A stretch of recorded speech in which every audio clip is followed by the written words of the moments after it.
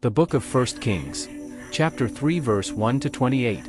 And Solomon made affinity with Pharaoh king of Egypt, and took Pharaoh's daughter, and brought her into the city of David, until he had made an end of building his own house, and the house of the Lord, and the wall of Jerusalem round about.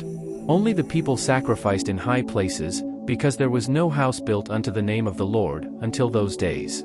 And Solomon loved the Lord, walking in the statutes of David his father, only he sacrificed and burnt incense in high places.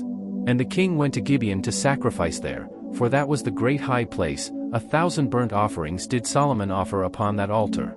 In Gibeon the Lord appeared to Solomon in a dream by night, and God said, Ask what I shall give thee. And Solomon said, Thou hast shewed unto thy servant David my father great mercy, according as he walked before thee in truth, and in righteousness, and in uprightness of heart with thee, and thou hast kept for him this great kindness, that thou hast given him a son to sit on his throne, as it is this day.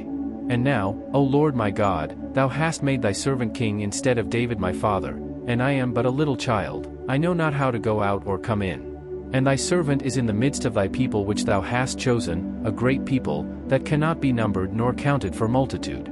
Give therefore thy servant an understanding heart to judge thy people, that I may discern between good and bad, for who is able to judge this thy so great a people?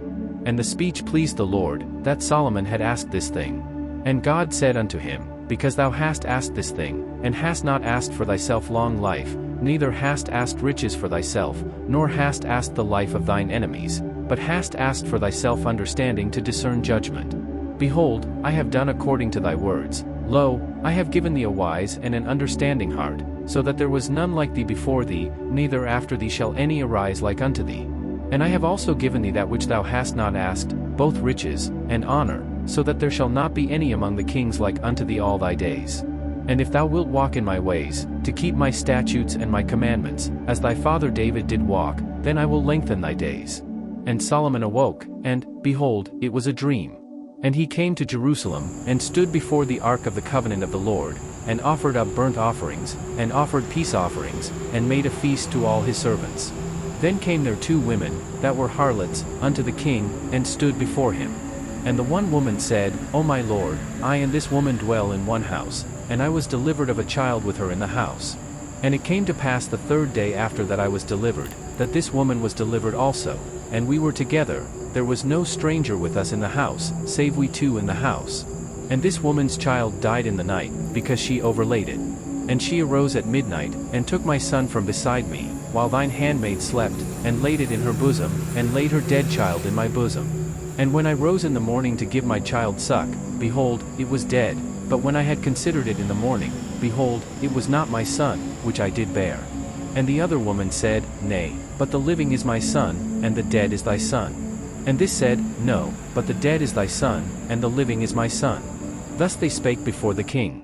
Then said the king, the one saith, This is my son that liveth, and thy son is the dead, and the other saith, Nay, but thy son is the dead, and my son is the living.